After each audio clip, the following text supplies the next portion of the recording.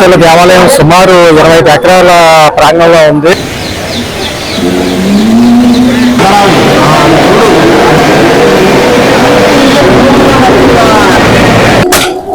దీపం వెలిగించి కొబ్బరికాయ కొట్టిన తర్వాత గిరి ప్రదక్షిణ స్టార్ట్ అవుతుంది. ఇది నార్త్ గోపురం, అమ్మని గోపురం అంటారు. ఈ అరుణాచల దేవాలయాన్ని చోళులు 9వ శతాబ్దంలో నిర్మించారు. తర్వాత 13, 15వ శతాబ్దాల్లో విజయనగర చక్రవర్తులు దీన్ని డెవలప్ చేశారు. అరుణాచలంకి హైదరాబాద్ నుంచి బస్సులో స్టార్ట్ అయ్యాం. మియాపూర్ నుంచి ఈవినింగ్ 6 కి బస్సు స్టార్ట్ అయింది. నైట్ 10 కి డిన్నర్ కాపారు. డిన్నర్ చేసిన తర్వాత మళ్ళీ జర్నీ స్టార్ట్ అయింది. అరుణాచలాన్ని అఫీషియల్ గా తిరువన్నామలై అంటారు. టికెట్ కూడా తిరువన్నామలైనే బుక్ చేసుకోవాలి. అరుణాచలం వెళ్ళేటప్పటికి మార్నింగ్ 8:30 అయింది. ఆటోస్ ఉంటాయి, ఆటోస్ పట్టుకుని ఆ టెంపుల్ వెళ్ళాలన్నమాట. ఆ పేరెంతో తెలియదు. ఫస్ట్ అయితే కాఫీ తాగుతున్నాం. బస్సు లాస్ట్ స్టాప్ నుంచి అరుణాచలంకి 6 కిలోమీటర్స్ దూరం ఉంటుంది. ఇక్కడ ఆటోలు ఉన్నాయి. ఒక పర్సన్ కి 50 రూపీస్ తీసుకుంటున్నారు. ఆటోలో 15 మినిట్స్ జర్నీలో అరుణాచలం చేరుకుంటాం.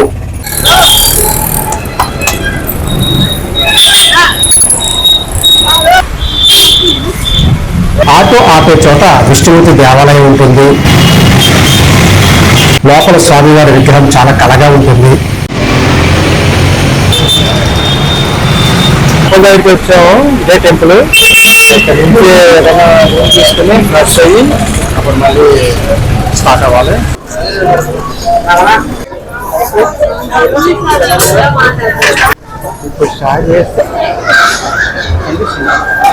ఈ అరుణాచల దేవాలయం సుమారు 25 ఎకరాల ప్రాంగణంలో ఉంది.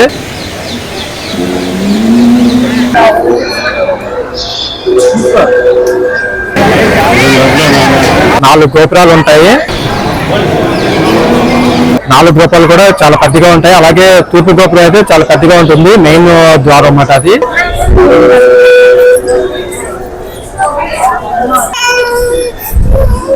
ఆ లోపలికి ఎంటర్ అయిన తర్వాత టికెట్ 50 రూపీస్ ఉంది. అలాగే ఉచిత దర్శనం ఉంది. మనకి ఏడికి వెళ్ళాలంటే హ్యాపీగా వెళ్ళొచ్చు.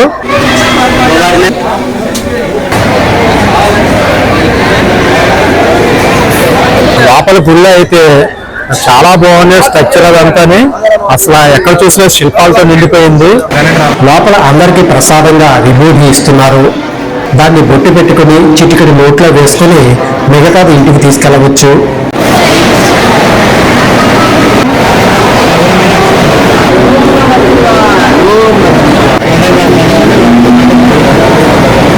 లోపల స్తంభాల మీద చెక్కిన విగ్రహాలు గోడలతో సహా చాలా సహజంగా కనిపిస్తాయి. ముందైతే అరుణాచలేశ్వరి దర్శనం చేసుకుని తర్వాత అమ్మవారి దర్శనానికి రావాలి. ఆ అమ్మవారి టెంపుల్ పక్కన ఉంటుంది అనమాట. అరుణాచలేశ్వరి టెంపుల్ పక్కనే.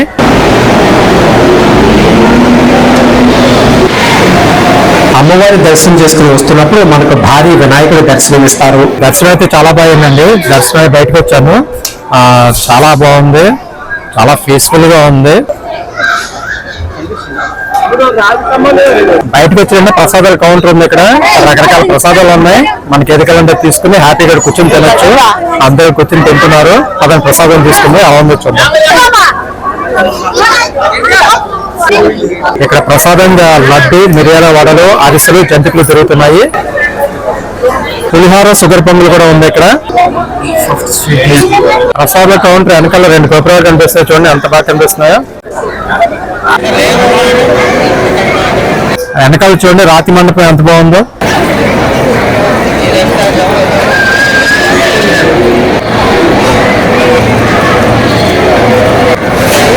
మొత్తం ఆలయం చుట్టూ పైన నందీశ్వరులు వరుస పెట్టి కూర్చుని ఉంటారు. ఎక్కడ చూసినా సరే నందీశ్వర విగ్రహాలు కనిపిస్తాయి. చాలా బాగున్నాయి కలర్ఫుల్ గా.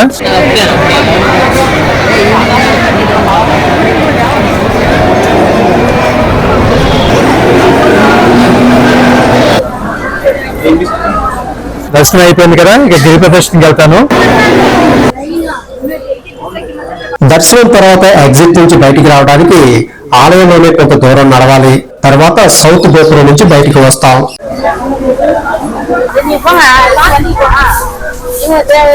చెట్టుకి ఉయ్యాలు కట్టారు, అంటే సంతానం వాళ్ళందరూ మొక్కుకొని ఇక్కడ ఉయ్యాలు కడతారు అనమాట. ఇలా కడితే సంతానం కలుగుతుందని చెప్పి నమ్మకం.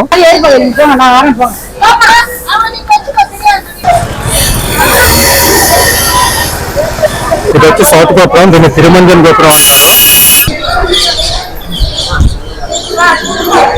ఇక్కడ నుంచి ఇది తూర్పు రాజు గోపురం. ఇక్కడ నుంచి గిరి ప్రదక్షిణ స్టార్ట్ అవుతుంది అనమాట. లోపలికి ఎంట్రన్స్ కూడా ఇక్కడ నుంచి లోపలికి వెళ్తాం దర్శనానికి కూడా. తూర్పు రాజగోపురానికి కొన్ని అడుగుల దూరంలో రెట్టై పిల్లయారిగా పిలువబడే వినాయకుడి గుడి ఉంటుంది. చాలా మంది స్వామికి దండం పెట్టుకుని గిరి ప్రదక్షిణ స్టార్ట్ చేస్తారు.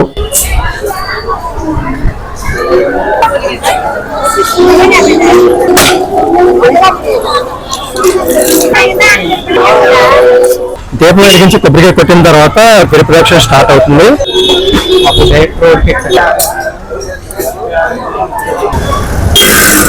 నేను మెట్ట మధ్యాహ్నం మొదలు పెట్టాను గిరి ప్రదక్షిణ. కొన్ని కాలు కాలిపోతున్నాయి, పైన ఎండ కూడా బాగుంది, అందుకే కాస్త జనాలు తక్కువగా ఉన్నారు. అదే ఈవినింగ్ టైం మార్నింగ్ టైం అయితే రోజు చాలా ఖాళీగా ఉంటాం. కాలు బాగా కాలిపోతాయని చెప్పి సాక్షులు తీసుకున్నాను. సాక్షులు వేసుకుని నడవచ్చంట, పర్వాలేదంట. ఈ గిరి ప్రదక్షిణలో మొత్తం 8 లింగాలు దర్శనం అవుతాయి. ఇంద్ర, యమ, వాయువ్య, నైరుతి, ఈశాన్య, కుబేర, వరుణ, అగ్నిలింగాలు 8 లింగాలు. ఇవే కాకుండా సూర్యచంద్ర లింగాలు కూడా ఉంటాయి అన్నమాట. గిరి ప్రదక్షిణ మొదలు పెట్టిన తర్వాత మనకి ఫస్ట్ లెఫ్ట్ లో కనిపించేది ఇంద్రలింగం. అది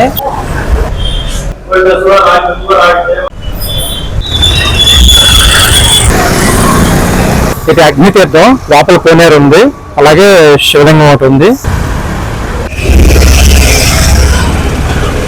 దీని ఎదురుగుండా వినాయక స్వామి టెంపుల్ ఉంది, అగ్ని తీర్థం ఎదురుగుండా. ఇది వినాయకుడి మండపం, చాలా బాగుంది, ఓల్డ్ కన్స్ట్రక్షన్. ఇది అగ్ని తీర్థం దాటిన తర్వాత అగ్నిలింగం ఉంటుంది. ఇది కొంచెం లోపలికి వెళ్ళాలి, పక్క సందులోకి.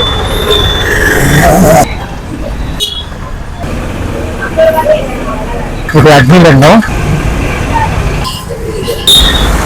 ఇది శేషాద్రి స్వామి ఆశ్రమం. అక్కడ చాలా బాగుంది, చాలా ప్రశాంతంగా ఉంది. చాలా మంది మెడిటేషన్ చేసుకుంటారు. ఫారినర్స్ కూడా చాలా మంది కనిపిస్తున్నారు ఇక్కడ. ఇది కళ్యాణ్ టెంపుల్. ఇక్కడ నిమ్మకాయలు దిష్టి చేసి, అంటే ఎవరికాల్లో దిష్టి తీసుకుని శూలాన్ని గుచ్చుతున్నారు. జనరల్ గా కొంతమంది అయితే ఇక్కడ దిష్టి తీసే వాళ్ళు ఉంటారు, వాళ్ళైతే ఇక్కడ కనిపించట్లేదు. ఎవరికాల్లో దిష్టి తీసుకుని ఆ శూలాన్ని గుచ్చుతున్నారు. అంటే మన దగ్గర మనకి ఏమన్నా దిష్టి ఉంటే పోతుందని చెప్పి నమ్మకం. అలాగే అమ్మవారు కూడా చాలా పవర్ఫుల్ అంట. నిమ్మకాయలు కూడా ఇక్కడ దొరుకుతున్నాయి. 2 నిమ్మకాయలు 10 రూపాయలు తీసుకున్నారు. ఒక నిమ్మకాయ ఏమో దిష్టి తీసి మన ఎడమ కాలుతో తొక్కాలి, ఇంకో నిమ్మకాయ ఏమో దిష్టి చేసి ఆ శూలాన్ని గుచ్చాలి. శూలాన్ని గుచ్చిన తర్వాత లోపలికి వెళ్ళి అమ్మవారిని దర్శించుకుని రావాలి. ఇది రమణ మహర్షి ఆశ్రమం. యాక్చువల్ గా దీనికి టైమింగ్స్ ఉన్నాయి లోపలికి వెళ్ళడానికి. నేను వచ్చేటప్పటికి టైం అయిపోయింది, మళ్ళీ ఈవినింగ్ ఓపెన్ చేస్తారు. లోపలికి వెళ్ళకపోయాను. జనరల్ గా ఇక్కడ ఫారినర్స్ ఎక్కువ కనిపిస్తున్నారు. వాళ్ళు చాలా నిష్ఠగా తిరుగుతున్నారు. ఏదన్నా టెంపుల్లోకి వెళ్ళినా, ఆశ్రమం దగ్గరికి వెళ్ళినా ఒక జపం అది చాలా నిష్ఠగా చేస్తున్నారు. చాలా మంది ఎక్కువ కనిపిస్తారు. ముఖ్యంగా రమణాశ్రమం దగ్గర బాగా కనిపించారు.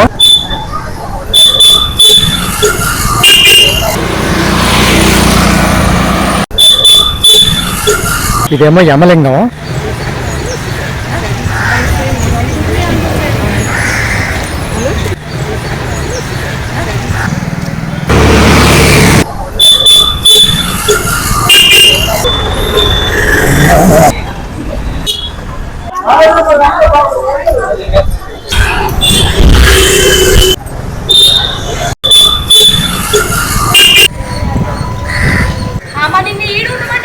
ఇది నైరుతి లింగం.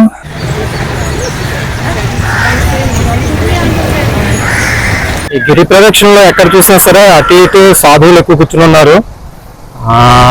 వాళ్ళు ఒరిజినల్ సాధువులు చాలా మంది ఉండొచ్చు, దొంగ సాధువులు కూడా ఉంటారు. అలాగే సాధువులు ఇక్కడ సూక్ష్మ రూపంలో తిరుగుతారని చెప్పిన నమ్మకం. మనకు తెలియకుండానే వాళ్ళు ఆశీర్వదిస్తారని గిరి ప్రదక్షిణ చేస్తున్నప్పుడు అందరి నమ్మకం అన్నమాట. ఇక్కడ గిరి ప్రదక్షిణ సుమారు 14 కిలోమీటర్లు. ఇది తూర్పు ద్వారం దగ్గర స్టార్ట్ అయితే మళ్ళీ తూర్పు ద్వారం దగ్గరికి ఎంటర్ అవుతాం అనమాట. మొత్తం తిరిగితే 14 కిలోమీటర్లు వస్తుంది. ఇది సూర్యలింగం, ఇది వరుణలింగం, ఇది వజ్రవారాహి దేవాలయం. అమ్మవారు జనపేట మీద కూర్చుని దర్శనమిస్తున్నారు, చాలా బాగున్నారు. ఇది వాయులింగం, కుబేరలింగం, ఇది ఈశాన్యలింగం.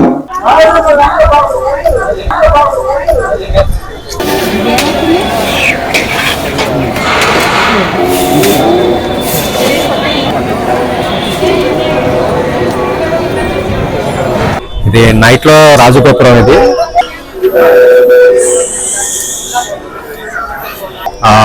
చాలా మంది నైట్ గిరి ప్రదక్షిణ స్టార్ట్ చేస్తారు. ఇక దీపం వెలిగించి కొబ్బరికాయ కొట్టి స్టార్ట్ చేస్తారు అనమాట. పగలో చేస్తారు, నైట్ అంటే తెల్లవారులు గిరి ప్రదక్షిణ చేస్తారు. కొంతమంది అయితే నైట్ 12 వరకు స్టార్ట్ అయ్యి తెల్లవారు వరకు చేస్తారు. గిరి ప్రదక్షిణ వచ్చి ఒక 6 to 7 అవర్స్ పడుతుంది. నేను మధ్యాహ్నం స్టార్ట్ చేసాం, నాకైతే కాళ్ళు కాలిపోయి కాళ్ళు బొబ్బలు ఎక్కేసినాయి. సో ఎవరైనా సరే ఎర్లీ మార్నింగ్ లేదా నైట్ గిరి ప్రదక్షిణ చేస్తే బెటర్.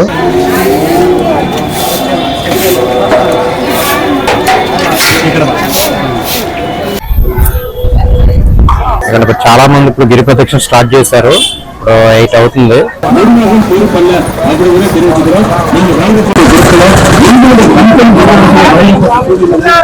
నైట్ చాలా బాగుంది అక్కడ టెంపుల్, చాలా ప్రశాంతంగా ఉంది. ఇది నార్త్ గోపురం, అమ్మని గోపురం అంటారు.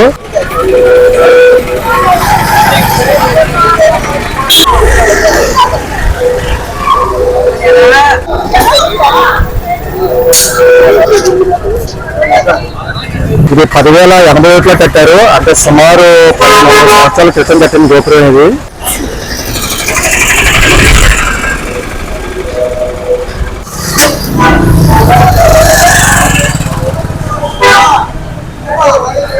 టెంపుల్ దగ్గర తూర్పు గోపురం దగ్గర పక్క గల్లీలో ఈ లాడ్జ్ ఉంది. చాలా నీట్ గా అయితే ఉంది. 1300 చెప్పాడు, మొత్తం మీద బేర పడితే 1100కి ఇచ్చాడు. అంటే అన్ సీజన్ కాబట్టి 1100కి ఇచ్చినట్టున్నాడు. సో సీజన్ బట్టి కూడా రేట్లు పెరిగిపోతాయి. రూమ్ అయితే నీట్ గా ఉంది. తెల్లారింది, మళ్ళీ ఇంకోసారి అరుణాచలేశ్వరుని దర్శించుకుని మరిన్ని విశేషాలు చూద్దాం. తూర్పు రాజగోపురం నుంచి లోపలికి వస్తే ఈ ఎంట్రన్స్ లోకి వస్తాం, లోపలికి దేవాలయం ప్రాంగణంలోకి వస్తాము.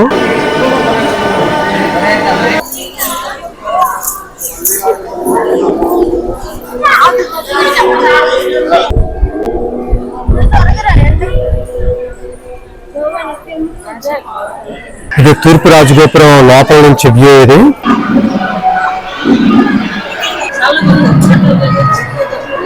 మహాశివుడు ఈ అరుణాచలంలో ఆ జ్యోతిలింగ రూపంలో ఆవిర్భవించారు.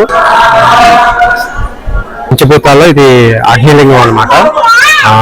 ఇక్కడ అమ్మవారిని ఏమో ఉన్నములయ్య అమ్మవారు అని పిలుస్తారు. ఈ అరుణాచల దేవాలయాన్ని చోళులు 9వ శతాబ్దంలో నిర్మించారు. తర్వాత 13, 15వ శతాబ్దాల్లో విజయనగర చక్రవర్తులు దీన్ని డెవలప్ చేశారు. అలాగే తమిళనాడు పరిపాలించిన చాలా రాజవంశాలు ఈ దేవాలయాన్ని అభివృద్ధి చేశారు. ఈ తూర్పు గోపురం 11 అంతస్తులతో ఉంటుంది. ఇది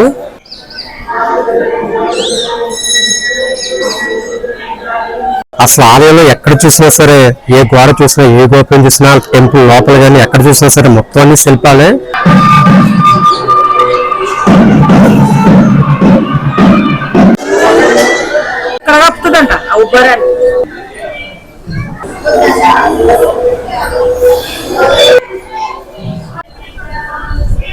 అసలు గ్యాప్ లేకుండా శిల్పాలు చెక్కారు. చాలా బాగున్నాయి అసలు అని. శిల్పాలు, డిజైన్స్ రకరకాలు అనమాట. అప్పట్లో మన పూర్వీకులు ఎంత గొప్ప శిల్పులు ఉన్నారో, గ్రేట్ కదా. ఆ రాజగోపురం నుంచి లోపల రాగానే 2 క్యూలు ఉంటాయి. ఒకటేమో ఉచిత దర్శనం, ఒకటేమో 50 రూపాయల దర్శనం. సో క్యూలోకి వెళ్ళకుండా లోపలికి వస్తే ఈ ఆలయం ప్రాంగణంలో ఉంటాం అన్నమాట.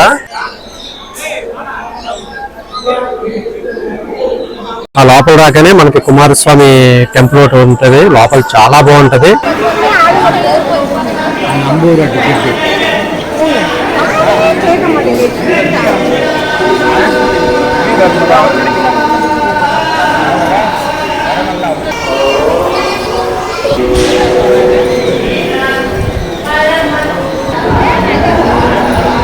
ఇది మురుగన్ దేవాలయం. లోపల రాగానే అది కుమారస్వామి దేవాలయం. ఆ లోపల చాలా బాగుంది. ఆ కన్స్ట్రక్షన్ కానీ స్ట్రక్చర్ కానీ చాలా బాగా చేశారు. లోపలికి వెళ్ళి దర్శించుకుని బయటకు వస్తే అప్పుడు క్యూలో నుంచి మెయిన్ దర్శనానికి వెళ్ళొచ్చు.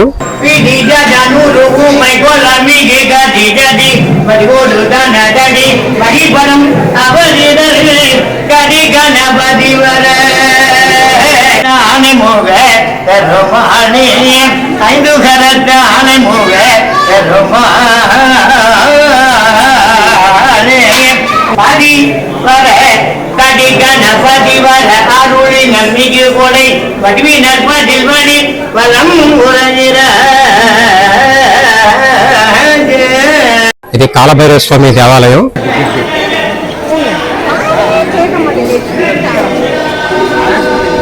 ఆ లోపల కాలభైరవ స్వామి చాలా బాగుంది విగ్రహం.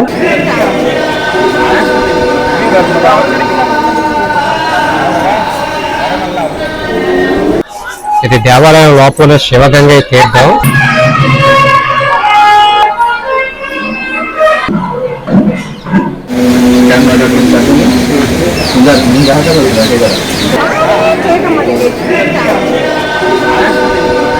ఇది బ్రహ్మతీర్థం. ఇది ఒక కోనేరు అన్నమాట.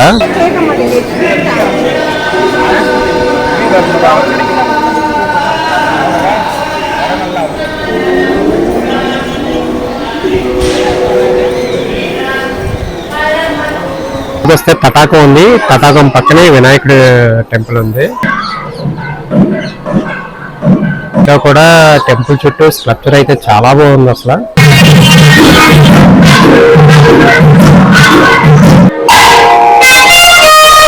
ఇక్కడ లోపల చాలా మంది ఫారినర్స్ ఆ శివపార్వతుల కళ్యాణం పూజ అయితే చేయించుకుంటున్నారు. హోమం కూడా జరుగుతుంది. వాళ్ళు ఎంత భక్తి నిష్ఠతోటి ఉన్నారంటే చాలా ముచ్చటేసింది.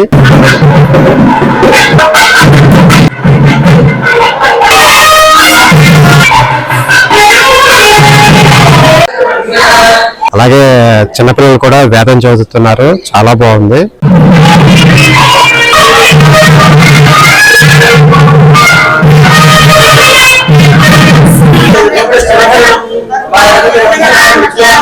కనిపించేది రుద్రాక్ష మండపం.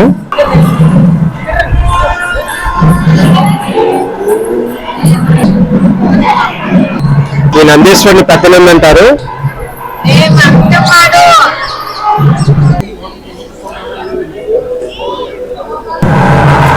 ఈ నందీశ్వరుడు అరుణాచల గర్భాలయానికి గోపురానికి మధ్యలో ఉంటారు. ఇక్కడి నుంచి స్వామివారిని చూస్తూ ఉంటారు. పెద్ద నంది ఎదురుకుండా ఇంకో సుబ్రహ్మణ్యేశ్వర స్వామి దేవాలయం ఉంది. అరుణాచలం మొత్తం ప్లాన్ ఇది. 4 గోపురాలు వెనకాల అరుణాచలేశ్వర కొండ ఇదంతా ఉంది. ఆ మినియేచర్ లో చేసి గ్లాస్ లో ఫిట్ చేసి పెట్టారు. చాలా బాగుంది ఇది.